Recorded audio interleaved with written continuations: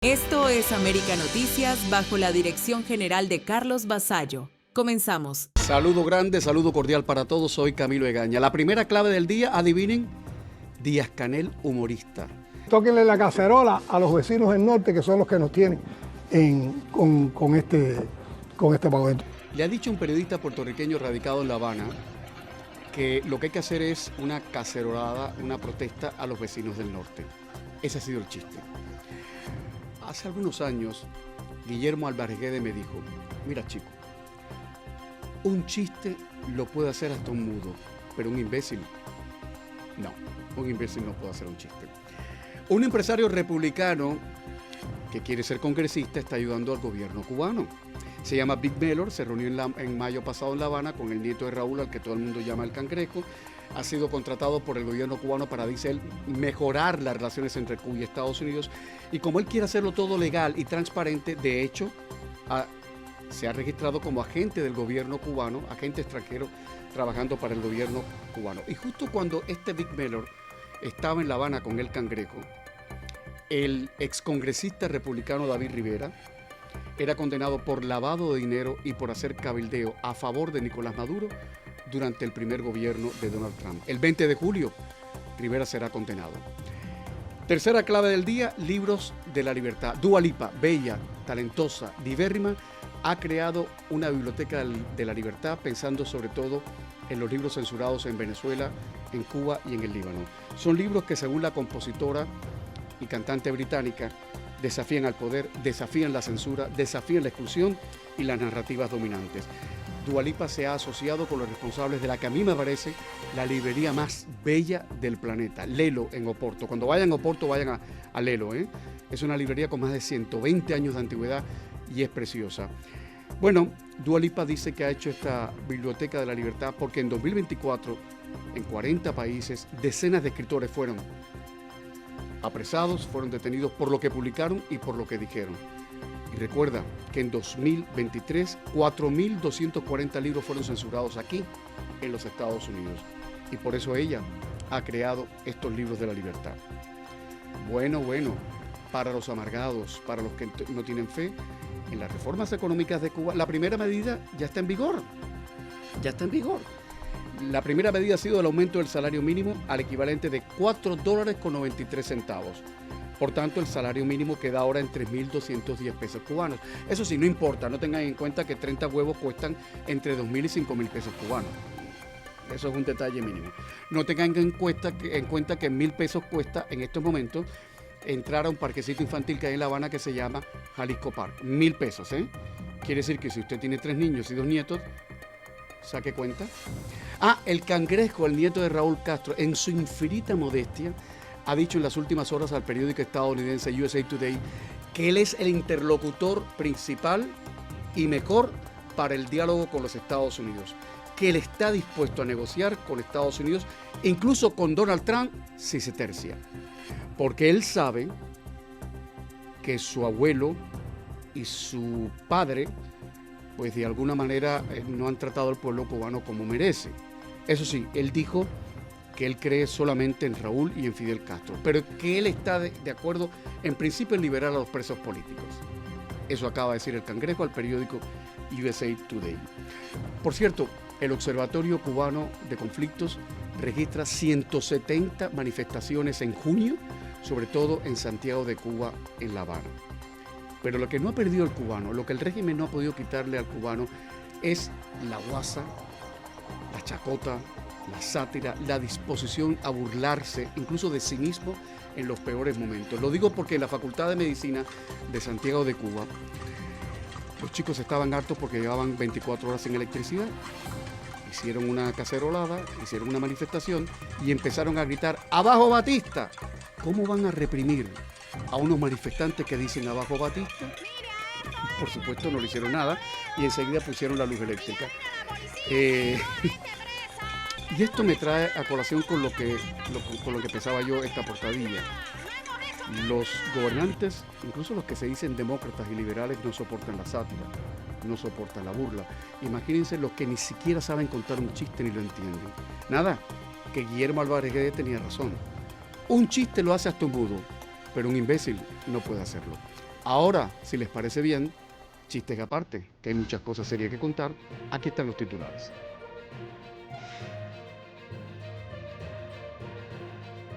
Cuba se apaga por completo. El colapso eléctrico sacude a la isla a días de un nuevo aniversario del 11J y crece la tensión social. El nieto de Raúl Castro rompe el silencio. El cangrejo admite sus privilegios y dice que quiere abrir un diálogo con Donald Trump en medio de la peor crisis cubana. Tenemos los detalles. Se apaga la esperanza. Muere el niño cubano que mantuvo en vilo a Venezuela tras pasar 11 días atrapado bajo los escombros del terremoto. Además, Miguel Cosío analiza con Rolando Cartaya el aumento de las protestas en Cuba, el clima previo al 11 de julio y qué podría hacer la administración Trump si el régimen responde con una nueva ola represiva. Camilo Egaña conversa con el abogado de inmigración Ángel Leal sobre las nuevas reacciones y los alcances del fallo de la Corte que mantiene la ciudadanía por nacimiento en Estados Unidos. Félix Guillermo habla con Yesmik Hernández, voluntaria en la recolección de ayuda para Venezuela, sobre la solidaridad desde el sur de la Florida y las necesidades más urgentes de los damnificados por el terremoto. Información confiable y al momento, aquí en América Noticias.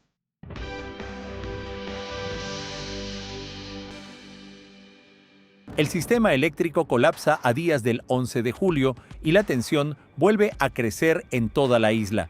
Cuba acaba de sufrir uno de los golpes más duros de su crisis energética. El sistema eléctrico nacional colapsó por completo y dejó a la isla prácticamente a oscuras. La estatal Unión Eléctrica confirmó la desconexión total del sistema, pero, como ha ocurrido en otras ocasiones, apenas informó que investiga las causas. Hay que lograr que esa potencia se incremente, que esa potencia suba, y para eso estamos empeñados. Mientras tanto, millones de cubanos quedaron sin electricidad, sin agua, con las comunicaciones afectadas y sin una explicación clara sobre cuándo podría restablecerse el servicio. La caída ocurre apenas unos días antes del aniversario de las históricas protestas del 11 de julio de 2021, en un ambiente marcado por el creciente descontento popular. En muchas provincias, los apagones ya no duran horas, sino días completos.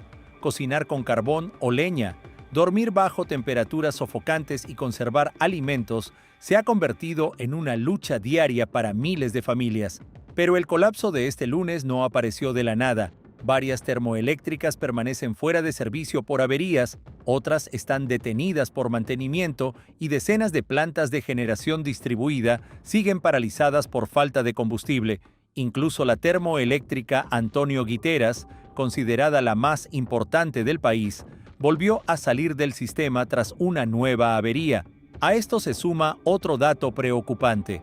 La propia Unión Eléctrica dejó de publicar parte de la información sobre la capacidad de generación afectada por la falta de combustible, alimentando las críticas de quienes denuncian una creciente falta de transparencia sobre la verdadera magnitud de la crisis. Mientras el régimen continúa responsabilizando a las sanciones de Estados Unidos, cada vez más cubanos señalan décadas de abandono, mala gestión e inversiones dirigidas a hoteles y megaproyectos turísticos, mientras el sistema eléctrico nacional se desmoronaba. Y a solo días del 11 de julio, la oscuridad vuelve a convertirse en el reflejo más visible de una crisis que no deja de profundizarse. Soy Camilo Lavastilla, para América Noticias.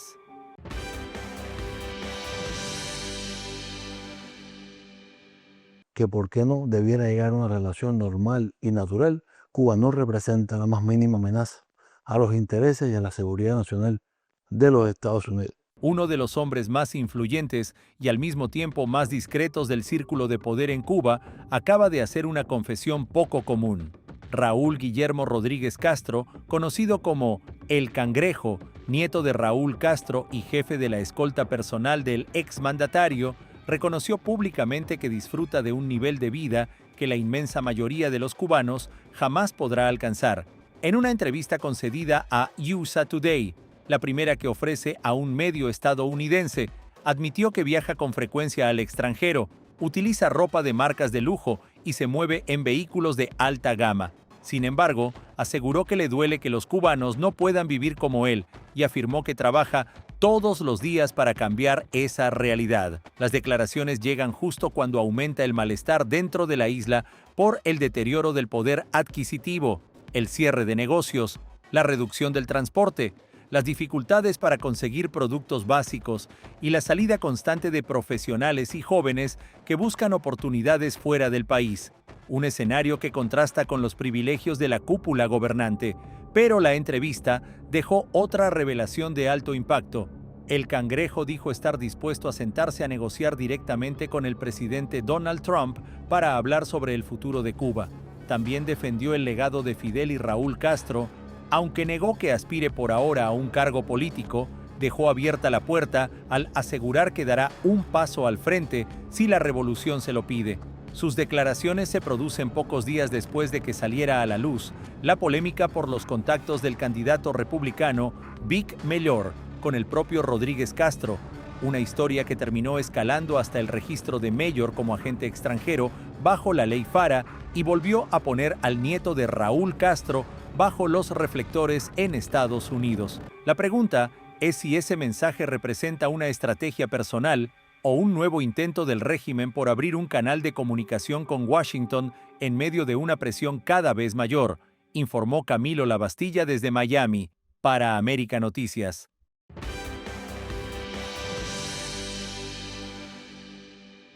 Escúchame, somos los bomberos. Prodúceme un sonido. Golpea con algo. La esperanza se apagó. La familia confirmó este domingo la muerte de Dayan Martínez, el niño cubano de apenas 10 años que permaneció atrapado durante más de 11 días bajo los escombros del edificio Coral Beach en Los Corales, estado venezolano de La Guaira, tras los devastadores terremotos del pasado 24 de junio. Durante días, su historia conmovió a Cuba, Venezuela y a miles de personas que seguían con angustia cada actualización de los equipos de rescate. El 1 de julio, cuando muchos pensaban que ya no había posibilidades de encontrar sobrevivientes, rescatistas lograron establecer comunicación con Dayan y con otro menor identificado como Samuel. La noticia desató una ola de esperanza. Familiares aseguraban que habían encontrado una ruta para llegar hasta ellos y las redes sociales se llenaron de mensajes pidiendo que no se detuvieran las labores. Pero el rescate se convirtió en una carrera contrarreloj. Las constantes réplicas obligaban a suspender las operaciones por razones de seguridad. Las enormes losas de concreto, las estructuras inestables y los estrechos espacios entre los escombros dificultaban el avance de los equipos internacionales que trabajaban día y noche para intentar llegar hasta los menores con vida. Dayan, originario de Melena del Sur, en la provincia cubana de Mayabeque, se encontraba jugando en el lobby del edificio cuando los dos potentes terremotos de magnitudes 7,2 y 7,5 sacudieron la costa venezolana con apenas segundos de diferencia. El derrumbe lo dejó atrapado en la zona del sótano. Su padre, un médico cubano que años atrás cumplió misión en Venezuela y decidió establecerse allí, pidió públicamente que nunca abandonaran la búsqueda porque estaba convencido de que su hijo seguía luchando por vivir. Este domingo llegó la confirmación que nadie quería escuchar.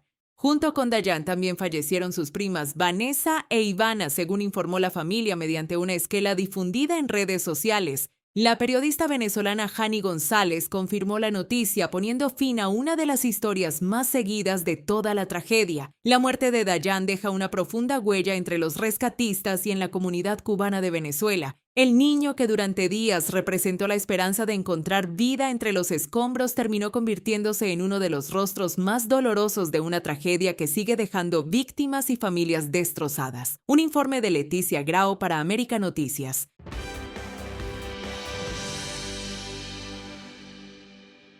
La muerte del cubano Geraldo Lunas Campos, bajo custodia del Servicio de Inmigración y Control de Aduanas, vuelve a sacudir el sistema migratorio de Estados Unidos. 6 meses después de su fallecimiento en un centro de detención de El Paso, Texas, su familia acaba de presentar una demanda por más de $1 millón, acusando a 4 guardias y a las empresas responsables de operar la instalación de provocar su muerte. El caso dio un giro después de que la oficina del médico forense del condado de El Paso concluyera que el cubano de 55 años murió por asfixia causada por compresión del cuello y el torso, clasificando el fallecimiento como homicidio. una conclusión que contradice la versión inicial del Departamento de Seguridad Nacional, que sostuvo que Lunas Campos había intentado quitarse la vida y que el personal intervino para salvarlo. La demanda sostiene que los guardias lo derribaron, lo inmovilizaron boca abajo y continuaron ejerciendo presión sobre su cuello y pecho, incluso cuando repetía que no podía respirar. Según el documento judicial, el cubano perdió el conocimiento mientras permanecía sometido en el suelo. Pero las acusaciones van mucho más allá. La familia asegura que el centro ignoró durante meses la enfermedad mental que padecía Lunas Campos, diagnosticado con trastorno bipolar y ansiedad. Según el expediente, pasó varios días sin recibir la medicación que necesitaba, fue enviado a aislamiento y meses antes de morir ya había protagonizado un episodio que encendió las alarmas sobre su estado de salud. Según The Washington Post, al menos 20 personas han fallecido este año bajo custodia del ICE, una cifra que podría convertirse en la más alta registrada en un solo año y que ha intensificado las críticas de organizaciones de derechos civiles sobre las condiciones en algunos centros de detención. Mientras la investigación continúa y la familia exige justicia, este caso podría convertirse en uno de los procesos más importantes contra un centro de detención del ICE en los últimos años, una batalla legal que apenas comienza y que vuelve a poner bajo la lupa el trato que reciben algunos migrantes bajo custodia federal, informó para América Noticias Camilo Lavastilla.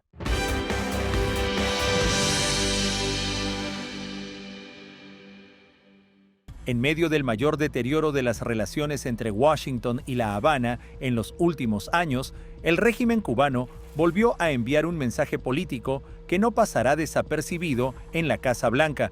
Cuba participó en los funerales del líder supremo iraní, Ali Khamenei, uno de los principales aliados del castrismo y una de las figuras más enfrentadas a Estados Unidos durante las últimas décadas. Aunque La Habana optó por enviar una delegación de bajo perfil, encabezada por el ministro de Educación Superior, el gesto confirma que la alianza con Teherán sigue intacta. Durante años, ambos gobiernos han compartido cooperación política, científica y diplomática, además de mantener un discurso común contra Estados Unidos, Israel y las sanciones occidentales. Los funerales estuvieron marcados por miles de personas, coreando consignas de «muerte a Estados Unidos» y «muerte a Israel», mientras altos dirigentes iraníes prometían continuar el camino trazado por Khamenei. En ese escenario también estuvo presente la representación enviada por el régimen cubano. Todo ocurre cuando Donald Trump mantiene la mayor presión sobre La Habana en años. Sanciones económicas, restricciones contra Gaeza, medidas migratorias y un discurso cada vez más duro. Para muchos analistas, la presencia cubana en Teherán, aunque discreta, reafirma que el régimen sigue alineado con gobiernos considerados adversarios estratégicos de Estados Unidos, justo cuando intenta abrir canales de diálogo con Washington para aliviar la crisis económica que golpea a la isla.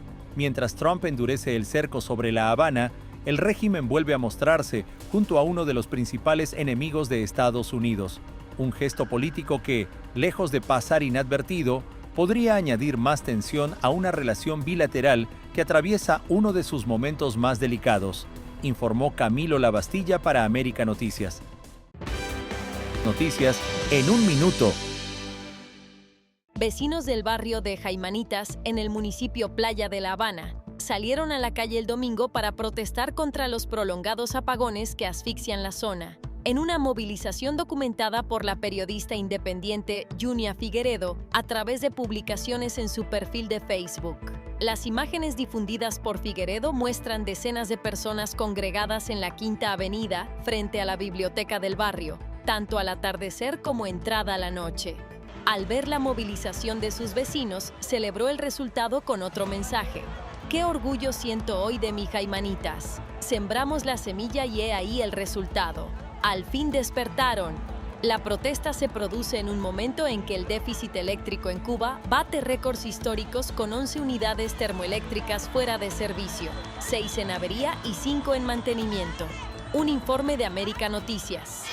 Tania Romero Naranjo, una joven cubana de 24 años, fue detenida por el Servicio de Inmigración y Control de Aduanas de Estados Unidos, mientras acudía a una cita rutinaria de supervisión migratoria. Romero Naranjo es natural de la Isla de la Juventud.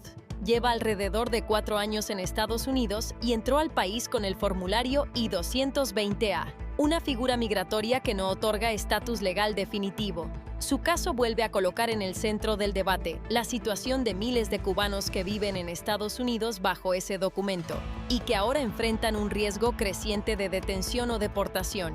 Para su familia, la petición es sencilla: que Tania sea escuchada, que no sea deportada a Cuba y que pueda defender su caso en libertad. El temor principal es que una deportación la separe de su hijo, un menor de apenas 3 años nacido en Estados Unidos. Un informe de América Noticias.